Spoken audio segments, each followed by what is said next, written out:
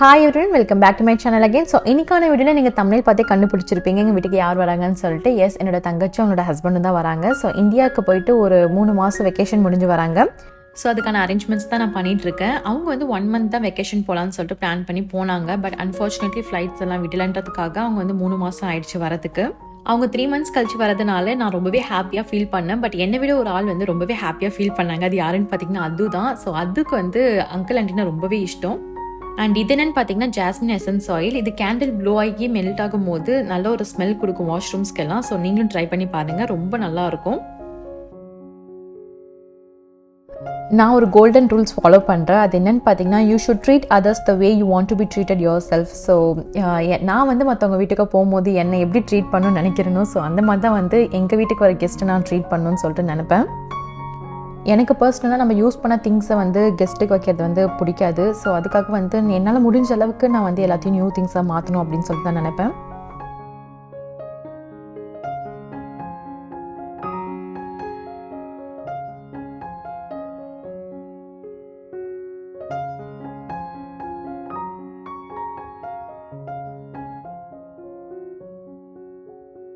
Same என்னோட சிஸ்டரும் உங்களோட ஹஸ்பண்டும் அதே மாதிரி தான். நாங்கள் அவங்க வீட்டுக்கு போகும்போது எங்களுக்குன்னு ஒரு தனி ரூம் கொடுத்துருவாங்க. அதில் ஸ்டே பண்ணும் போது நாங்கள் ஒரு ரெஸ்டாரண்ட்டில் ஸ்டே பண்ண ஒரு ஃபீல் தான் கொடுப்பாங்க. அண்ட் ரொம்ப நீட் அண்ட் க்ளீனாக வச்சுருப்பாங்க.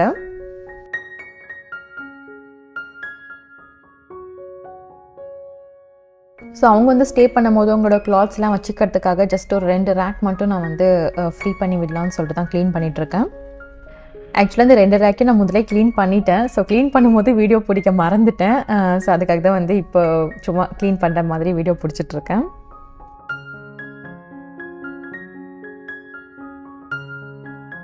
ஸோ இந்த 2 ஷெல்ஃப் தான். அதுக்கப்புறம் ப்ரே பண்ணுறதுக்காக ப்ரேயர் மேட்டும் வச்சுட்டேன். ஸோ ஏதாச்சும் ப்ரே பண்ணணுன்னா வந்து வெளில வந்து கேட்கணுன்னு அவசியம் இல்லை இல்லையா? ஸோ அதுக்காக உங்களுக்கு வந்து பர்சனலாக ஒன்று வச்சிடலாம்னு சொல்லிட்டு தான் வச்சுட்டேன். இந்த இடம் வந்து ரொம்பவே காலியாக இருந்த மாதிரி நான் ஃபீல் பண்ணேன். ஸோ ஹாலில் மாட்டிருந்த ஹேங்கிங் எடுத்துகிட்டு வந்து இங்கே மாட்டிட்டேன். அவள் இந்தியாவிலேருந்து வரும்போது நிறைய ஸ்வீட்ஸ் அண்ட் ஸ்நாக்ஸ் வாங்கிட்டு வந்தா. பட் அதெல்லாம் காமிக்காது அப்படின்னு சொல்லிட்டு அதனால தான் வந்து நான் பார்சல் அன்பாக்சிங் வீடியோவில் அதெல்லாம் வந்து மென்ஷன் பண்ணி காட்டல. ஸோ நான் தனியாக கெஸ் பண்ணேன், அவள் வரும்போதே நிறைய ஸ்வீட்ஸ் அண்ட் ஸ்நாக்ஸ் வாங்கிட்டு வர போகிறா. ஸோ நாமளும் இதுக்கு அதிகமாக வாங்கி வச்சுக்கணும் அப்படின்னு சொல்லிட்டு தான் ஜஸ்ட் அரபிக் ஸ்வீட்ஸ் மட்டும் தான் வாங்கியிருந்தேன். இந்தியாவிலேருந்து வரும்போது கண்டிப்பாக அரபிக் ஸ்வீட்ஸ் எல்லாம் மிஸ் பண்ணியிருப்பாங்க. அண்ட் அது மட்டும் இல்லாமல் அவங்க நல்லா ஃப்ரெஷ்ஷாக போட்டுட்டு இருந்தாங்க. ஸோ அதுக்காக தான் அவங்களுக்கு பிடிக்கும்னு சொல்லிட்டு வாங்கினேன்.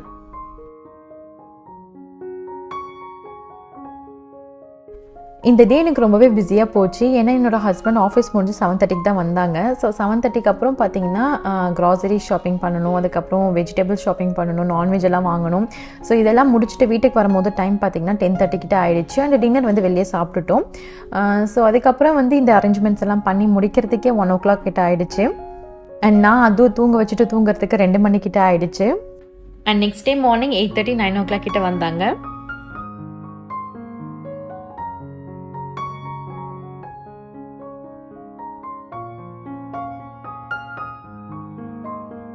என்னோட சிஸ்டர் அதுவும் பார்த்தீங்கன்னா ரொம்ப எக்ஸைட் ஆகிட்டா. அண்ட் அவங்க வந்து பிரேக்ஃபாஸ்ட் வெளியே சாப்பிட்டுட்டு வந்துட்டாங்க. நான் அவகிட்ட வெக்கேஷன் எப்படி போச்சு, ட்ராவலிங்லாம் எப்படி போச்சு அப்படின்னு சொல்லிட்டு கேட்டுட்டு இருந்தேன். ஸோ அதான் வந்து பேசிகிட்டு இருக்கோம்.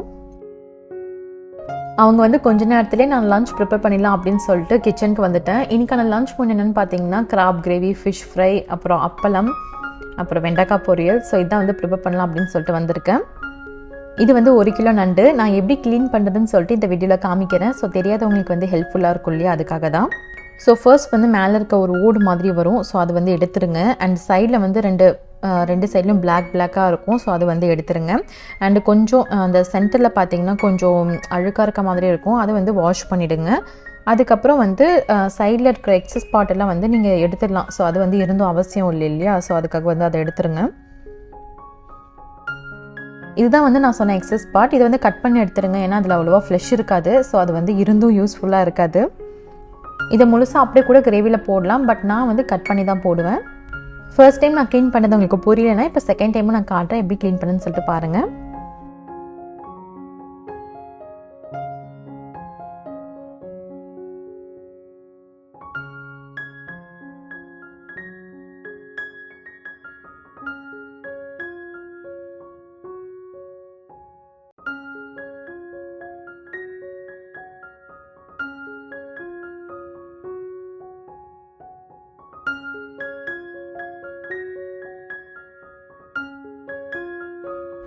ஸோ அதே மாதிரி நம்ம எல்லா கிராப்ஸும் க்ளீன் பண்ணி வச்சிடலாம். ப்ரான்ஸ் க்ளீன் பண்ணுறதை விட கிராப் க்ளீன் பண்ணுறது ரொம்பவே ஈஸி.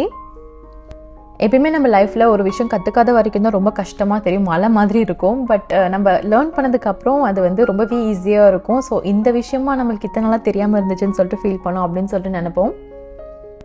எப்பயுமே ஒரு விஷயத்தை ட்ரை பண்ணாமல் அது நம்மளுக்கு வராதுன்னு சொல்லிட்டு நினைக்காதீங்க.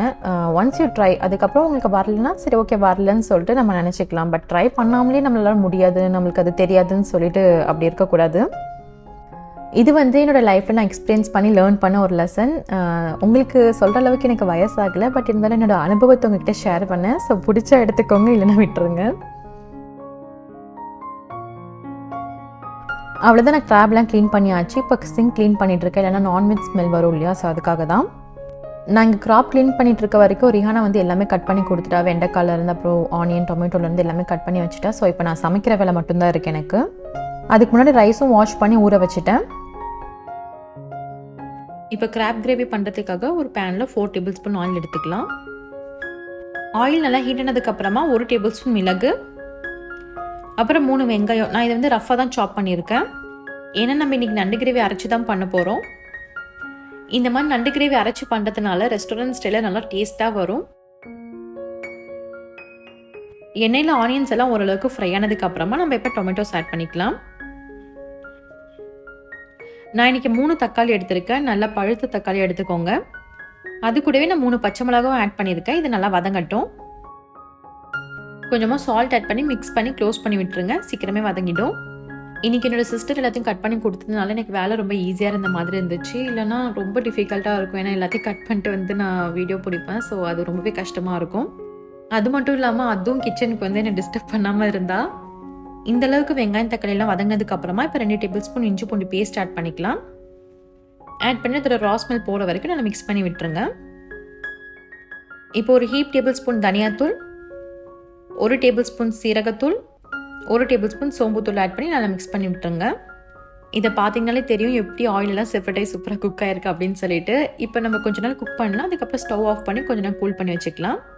இப்போ நெக்ஸ்ட் ரெசிபி வெண்டைக்காய் ஃப்ரை பண்ணி எடுத்துக்கலாம். அதுக்காக ஒரு பேனில் 3 டேபிள் ஸ்பூன் ஆயில், ஒரு 1/2 டேபிள் ஸ்பூன் கடுகு வெடிச்சதுக்கப்புறமா ஒரு பெரிய வெங்காயம் நல்லா சின்ன சின்ன பீஸஸாக கட் பண்ணி ஆட் பண்ணிக்கோங்க. இந்த வெண்டைக்காய் ஃப்ரை பார்த்தீங்கன்னா நான் யூஸ்வலாக வீட்டில் எப்படி பண்ணுவேனோ ஸோ அந்த மாதிரி தான் பண்ண போகிறேன். எதுவும் பெரிய டிஃப்ரென்ஸ் எல்லாம் இருக்காது. ஸோ ஆனியன் எல்லாம் இந்த அளவுக்கு நல்லா ஃப்ரை ஆனதுக்கப்புறமா இப்போ நம்ம வெண்டைக்காயெல்லாம் ஆட் பண்ணிக்கலாம். இது வந்து ஒரு 1/2 kg வெண்டைக்காய் இருக்கும். வெண்டைக்காய் இந்த மாதிரி சின்ன சின்ன பீஸாக கட் பண்ணிக்கோங்க. இதுவே சாம்பார் கார குழம்புக்குன்னா ஒரு வெண்டைக்காய் நம்ம 3 பீஸாக கட் பண்ணிப்போம். பட் இது வந்து ஃப்ரைக்குன்னு வரும்போது சின்ன பீஸாக கட் பண்ணால் தான் நல்லாயிருக்கும். இப்போ கொஞ்சமாக சால்ட், 1/2 டீஸ்பூன் மஞ்சள் தூள், 1 டேபிள் ஸ்பூன் மிளகாய் தூள் ஆட் பண்ணிக்கலாம். ஸோ ஸ்பைஸ் பவுடர்ஸ் எல்லாம் ஆட் பண்ணதுக்கப்புறமா நம்ம மிக்ஸ் பண்ணி விட்டுடலாம். இதுக்கப்புறம் நம்ம எதுவுமே இதில் ஆட் பண்ண போகிறது கிடையாது. அப்படியே ஸ்லோலே விட்டு குக் பண்ண வேண்டியது தான். நீங்கள் ஃபாஸ்ட்லேயே வச்சு குக் பண்ணுறதை விட ஸ்லோவில் வச்சு குக் பண்ணும்போது டேஸ்ட் ரொம்பவே நல்லாயிருக்கும். அது வரைக்கும் இங்கே ரைஸ் பாயில் ஆகிடுச்சு. இப்போ நான் வாட்டர்லாம் ஸ்ட்ரெயின் பண்ணி எடுத்துக்க போகிறேன். ஸோ அவ்வளோதான், இப்போ ரைஸ் ரெடி ஆகிடுச்சு. இப்போ நம்ம ஃபிஷ் மேரினேட் பண்ணிடலாம். அதுக்காக ஒரு 1/2 டீஸ்பூன் மஞ்சள் தூள், கொஞ்சமாக சால்ட், 1 டேபிள் ஸ்பூன் இஞ்சி பூண்டு paste, 1 teaspoon red chilli powder, 1 teaspoon cumin powder, அப்புறம் ஒரு லெமன் ஜூஸ். இது வந்து ரொம்ப சின்ன லெமன், ஸோ அதுக்காக நான் வந்து 1 லெமன் ஜூஸ் எடுத்திருக்கேன். நீங்கள் வந்து பெரிய லெமனாக இருந்தால் 1/2 லெமன் ஜூஸ் எடுத்துக்கோங்க. அப்புறம் 1 டேபிள் ஸ்பூன் ஆயில். இது எல்லாத்தையும் நல்லா மிக்ஸ் பண்ணி நம்ம ஃபிஷ்ஷில் மேரினேட் பண்ணி வச்சிடலாம். இது ஒரு 1/2 hour மேரினேட் ஆனால் போதும் நம்ம கிரேவி பண்ணுற வரைக்கும். இதே மாதிரி எல்லா மீனுக்கும் மசாலா மேரினேட் பண்ணி வச்சிடலாம். இப்போ வெண்டைக்காய் எந்த அளவுக்கு வெந்திருக்குன்னு சொல்லிட்டு ஓப்பன் பண்ணி பார்க்கலாம். நான் இன்பிட்வீனில் வந்து நல்லா மிக்ஸ் பண்ணி விட்டுட்டு இருந்தேன். இப்போ நல்லா குக் ஆகிடுச்சு. இதை நம்ம எடுத்துடலாம். இப்போ நண்டு மசாலா நல்லா ஆறிடுச்சு. இதில் ஒரு 1/2 மூடி தேங்காயும் கொஞ்சமாக தண்ணியும் சேர்த்து நம்ம ஃபைன் பேஸ்ட்டாக அரைச்சி எடுத்துப்போம். இப்போ அகைன் அந்த சேம் பேன்லேயே ஒரு 3 டேபிள் ஸ்பூன் ஆயில் ஆட் பண்ணிக்கலாம். ஆயில் ஆட் பண்ணதுக்கப்புறமா நம்ம க்ளீன் பண்ணி வச்சுருக்க நண்டு இதில் சேர்த்து நல்லா மிக்ஸ் பண்ணி விட்டுடலாம். இந்த ப்ரொசீஜர் நம்ம எதுக்காக பண்ணுறோன்னா, நம்ம நண்டு ஃப்ரை பண்ணும் போது அதோட எசன்ஸ் எல்லாம் பார்த்தீங்கன்னா ஆயிலில் இறங்கியிருக்கும். அதில் நம்ம மசாலா மிக்ஸ் பண்ணி நம்ம பண்ணும்போது கிரேவியோட டேஸ்ட்டே வந்து வேறு லெவலில் இருக்கும். அதுக்காக தான். அது வரைக்கும் வெண்டைக்காய் பொருள் நான் சர்விங் பவுலுக்கு ட்ரான்ஸ்ஃபர் பண்ணி வச்சிடுறேன். இது வரைக்கும் எனக்கு அப்பளம் ஃப்ரை பண்ணணுன்ற ஐடியாவே போகலை. அதுக்கப்புறம் தான் யோசிச்சு அப்பளமும் எதுவும் நல்லா இருக்குமே அப்படின்னு சொல்லிட்டு ஸோ அதுக்கப்புறம் தான் ஃப்ரை பண்ணேன். இப்போ ரைஸும் சர்விங் பவுலுக்கு மாற்றி வச்சிடலாம். ஸோ இந்த மாதிரி சர்விங் பவுல்ஸில் மாற்றி வச்சா கொஞ்சம் பார்க்கறதுக்கு நல்லா இருக்கும்ல, அதுக்காக தான், வேறு ஒன்றும் இல்லை. இப்போ நம்ம கிராப் எல்லாம் ஃப்ரை ஆயிடுச்சுன்னு சொல்லிட்டு பார்க்கலாம். பாருங்கள், நல்லா எண்ணெயில் வந்து அதோட எசன்ஸ் எல்லாம் இறங்கியிருக்கு. ஸோ இப்போ நம்ம கிராப் எல்லாம் எடுத்துடலாம் வெளியில்.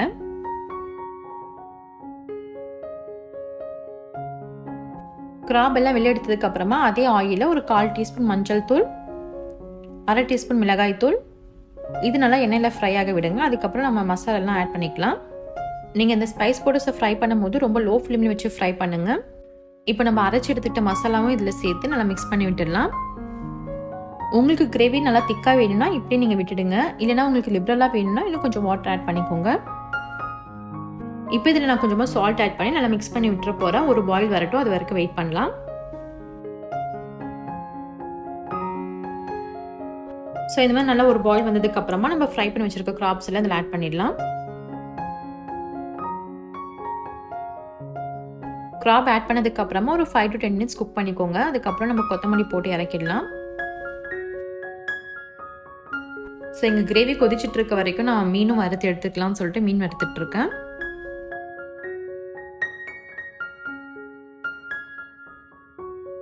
இப்போ ஒரு 10 நிமிஷத்துக்கு அப்புறம் நண்டு குழம்பு ரெடி ஆயிடுச்சு. இதை நம்ம இப்போ சர்விங் பவுலுக்கு மாற்றி வச்சிடலாம். அவ்வளோதான், இப்போ எல்லா ரெசிபீஸும் ரெடி ஆகிடுச்சு. இப்போ எனக்கு சாப்பாடுகள் மட்டும்தான் மிச்சம் இருக்குது. இப்போ நான் போயிட்டு நிம்மதியாக என்ஜாய் பண்ணிட்டு லஞ்ச் சாப்பிட போகிறேன்.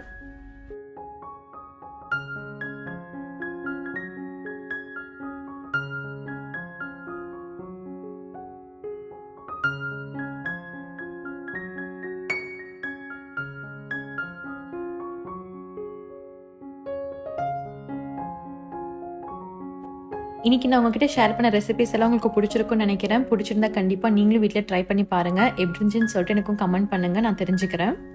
உங்களுக்கு ஏதாச்சும் சஜஷன்ஸ், ஃபீட்பேக்ஸ் இருந்துச்சுன்னா நீங்கள் என்கிட்ட ஷேர் பண்ணுங்கள். நான் அந்த ஃபியூச்சர் வீடியோஸில் இம்ப்ளிமெண்ட் பண்ண ட்ரை பண்ணுறேன். உங்க எல்லாருக்கும் இந்த vlog பிடிச்சிருக்குன்னு நினைக்கிறேன். பிடிச்சிருந்தா என்னோட வீடியோஸ்க்கு லைக் பண்ணுங்கள், கமெண்ட் பண்ணுங்கள், உங்கள் ஃப்ரெண்ட்ஸ் அண்ட் ஃபேமிலிக்கு ஷேர் பண்ணுங்கள். அண்ட் மறக்காமல் சப்ஸ்கிரைப் பண்ணி எனக்கு சப்போர்ட் பண்ணுங்கள்.